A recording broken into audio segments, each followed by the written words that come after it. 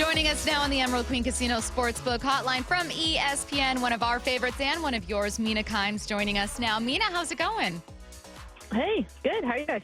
We are fantastic. Obviously, very, very exciting. We've now had 3 consecutive years of first-round picks that we actually expect the Seahawks to make. And you have been a longtime Seahawks fan, so you know what it's like to be like, okay, 26, and they're going to trade back. So here we are for a third year going, oh, my God, I might recognize this name that they choose.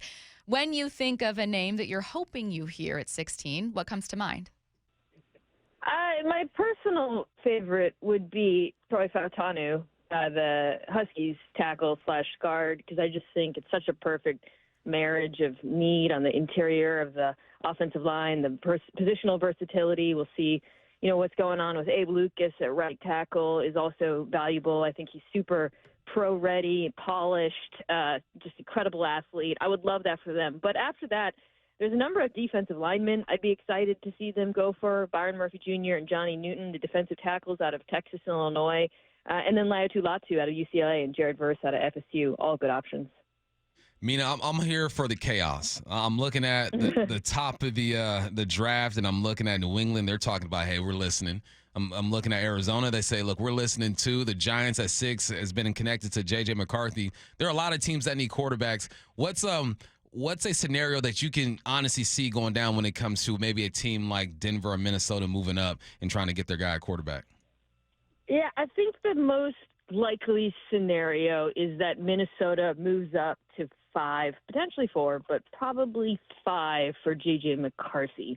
Not set in stone, of course, and we'll see what happens with pick 3. I think it sounds like the Patriots are most likely to stick and take May. And then it becomes about Arizona and L.A.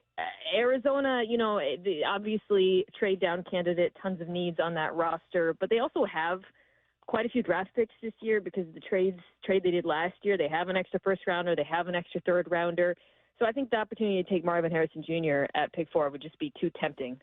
So L.A. would be the spot I'd look at. Yeah, when it comes to quarterbacks, what to me is most fascinating is the gap between the top 3. And you wonder, where's, might Jaden slip a little bit or does he go at 2? You have questions about Drake May, but we all know the top 3 quarterbacks. And then there's Bo and Michael Penix Jr., who are, 4 and 5, or 5 and 6. And then in the middle, you've got JJ, who I've seen mocked as high as number 2. And then I've seen mocked at 16 to Seattle. What makes J.J. McCarthy to you? I know. What makes J.J. McCarthy to you that kind of in between, kind of volatile, he could land a number of spots guy? Small sample size. Yeah. That's why. It's what makes him so appealing to teams because the unknown is always appealing to GMs and coaches. Just not a ton of reps in Michigan, and there's questions about, do they trust him with the offense? Well, I think the results for Michigan are pretty undeniable, so you can't really question the way they approached offense. And obviously, when you're at a lead, you run football a lot. So there's that. But I think in those relatively fewer passing reps, he did show a lot of traits that I think would be enticing to a lot of front offices: accuracy, good arm strength, athleticism. So you can kind of project a developmental curve onto him. Without knowing, what it looks like. For example, I was talking to my colleague Dan Orlovsky about how one of the questions I have about him is there's not that many touch throws on his tape. It's a lot of fastballs. And I asked Dan, can you improve on that? He said, oh, yeah, definitely, this, and this. And I was like, well, I think as a team, then you hear that and you like it, but then you haven't seen it. So there's just a big question mark that I think could make him go at a variety of different slots, to your point. I find myself, the older I get, wanting to be more patient with quarterbacks. When you're drafted number 1, Caleb has to play for the Bears. You're drafted number 2, Jaden has to play with the Commanders. But I'm looking at the situation with Minnesota and Denver, and I like what they're doing. You got Sam Darnold with Minnesota. You just signed Wilson with Denver. I would anticipate them grabbing quarterbacks. Have you seen a trend? Do you feel like there's a chance that the NFL goes back to kind of letting guys sit for a couple years, or do you feel like, it is what it is? You got an arm, you got some talent, you're drafted high, quarterbacks have to play right now? Play. I think we could point to examples like, Mahomes sat for a year, obviously Jordan Love, and that worked out so well in Green Bay. But Patrick Mahomes sat behind, an Alex Smith-led offense that was incredibly successful, people forget. And then, of course, Jordan Love sat behind one of the greatest quarterbacks of all time in Aaron Rodgers. That's not the case with the quarterbacks that you mentioned. We always say with NFL teams taking quarterbacks, they should sit them and be patient, and then they always play.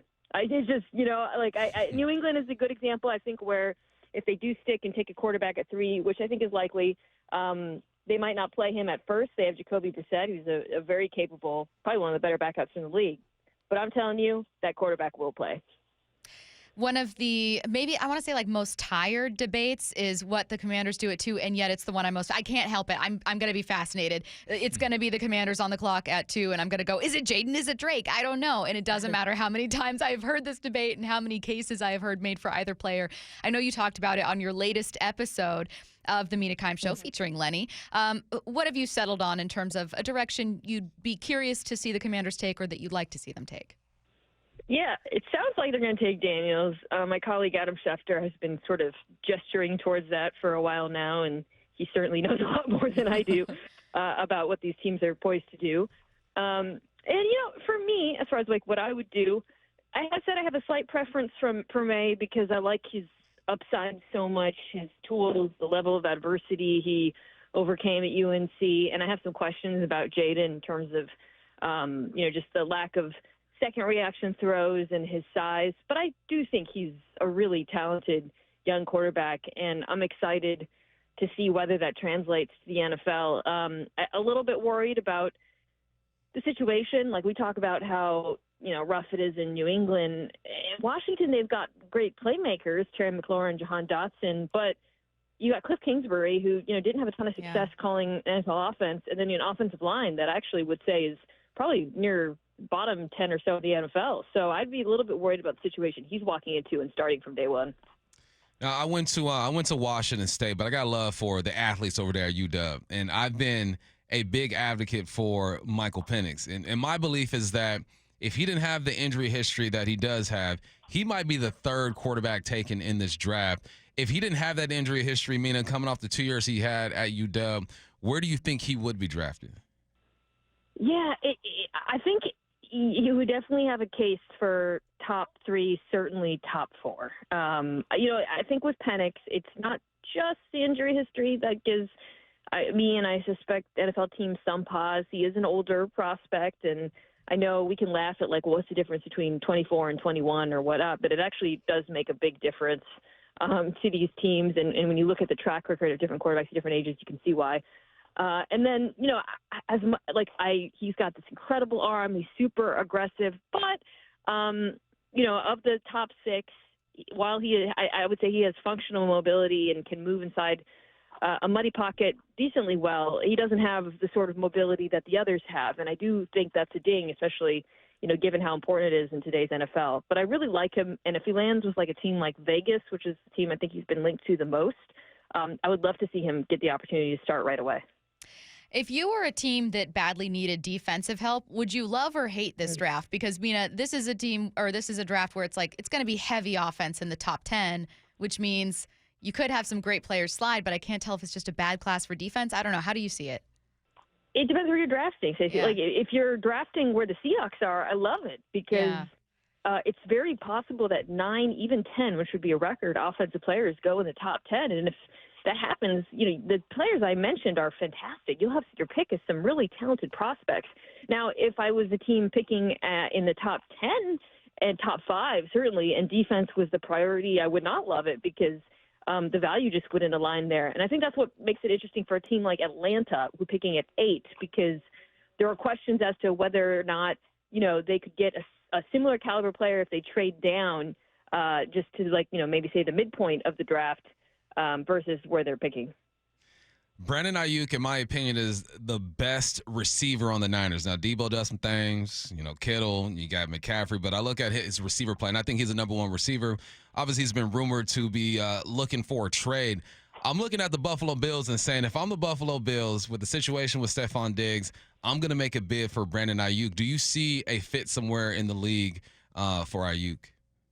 I would love that for the Bills. I do not think the San Francisco 49ers would do it. I might be wrong, but I think that they value him the way that you and I share your belief that he's a true number one.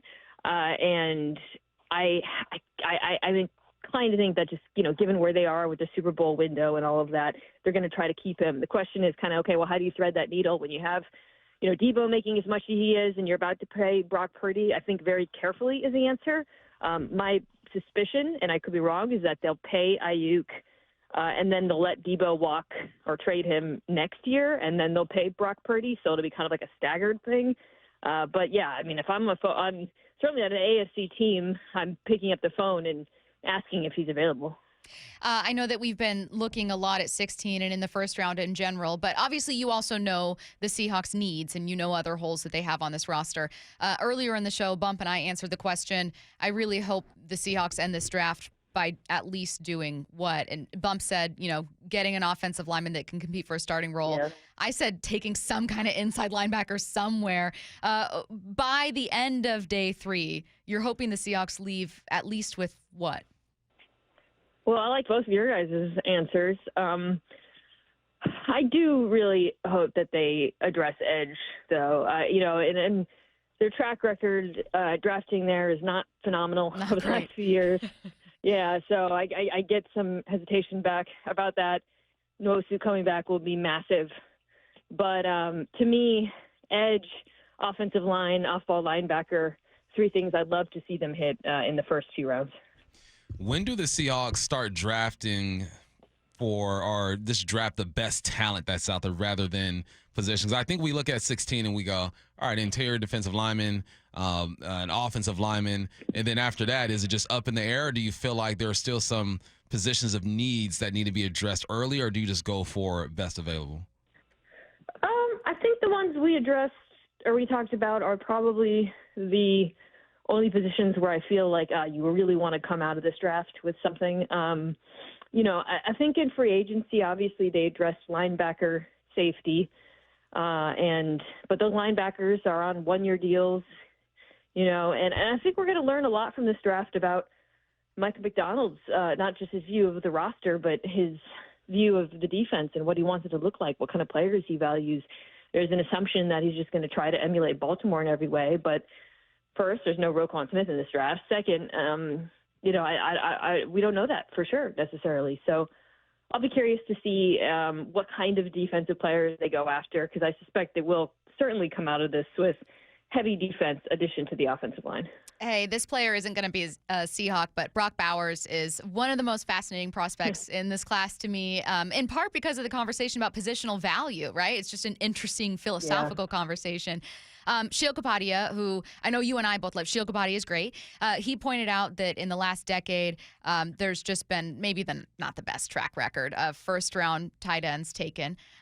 Do you see anything from Brock Bowers, who's probably going to go at 10 to the Jets, that makes you think he could buck that trend and maybe be worth the pick there? Yeah, I do. I think he is more complete than Kyle Pitts, who was taken at 4, right? It was 4, yeah. And, it's really hard to poke holes in Bowers' game. I mean, he if you think of him as an offensive weapon and not a tight end, and he played in the slot a lot in college. I mean, he's used all over. They even, split him out wide as well. Then it starts to become a little bit less controversial to think of him going in the first half of the draft. The financial aspect certainly I think is actually more appropriate ding against him, taking him high, because you're not going to get the benefit of the relative value, right, of the rookie contract versus the tight end position that you do with taking a receiver there. But the football side of it, I'm less concerned about him, because I really do think he's going to be productive immediately. Last one I got for you, Mina. Last year, the Houston Texans were the hot team. I mean, you see what CJ has done over there. Now they acquire Diggs. You got Hunter. Will Anderson had himself a great year. How close are they to really being contenders in the AFC? I mean, you know how deep it is over there. What needs to be done, and how close are they? I think they're already contenders. I think that a couple things, you got to get better at running the ball. Is really bad last year. Their run game was really bad, and they ran a lot in first down, so they were kind of behind the sticks a lot. And then defensively, the pass defense just needs to improve on the back end. But, they made a lot of nice additions in free agency, like what they did up front in particular, and at linebacker. And the biggest thing I think actually is just more not getting worried if there are some, or I guess not being too concerned about some ups and downs to start the season. There's this kind of this assumption that, the Texans were so good and they're finished the season so strong, they're definitely going to continue. Well, it's not always linear like that. There could be some ups and downs with Stroud. And so I think just being kind of having the mettle to not be too worried if that happens. But I think D'Amico Ryans is certainly capable of that. She is NFL analyst Mina Kimes. Make sure you're listening to the Mina Kimes Show featuring Lenny. Her latest episode exploring the biggest questions of round one of the NFL draft was uploaded this morning, so you can prep by listening to that. It is a staple in my podcast rotation. Mina, I'm sure that you have a lot coming up in the next couple days leading up to round one. Tell us where people can hear you, find you as we head into the biggest NFL weekend of the offseason. Yeah, I'll be in Detroit Wednesday through Friday. We're doing NFL Live from there, so you can watch on ESPN. But the podcast and some extra draft content are all available on youtube.com/@MinaKimes. A lot of Seahawks talk for Hawks fans who are listening, so go check it out. All right, thanks so much, Mina. We appreciate it.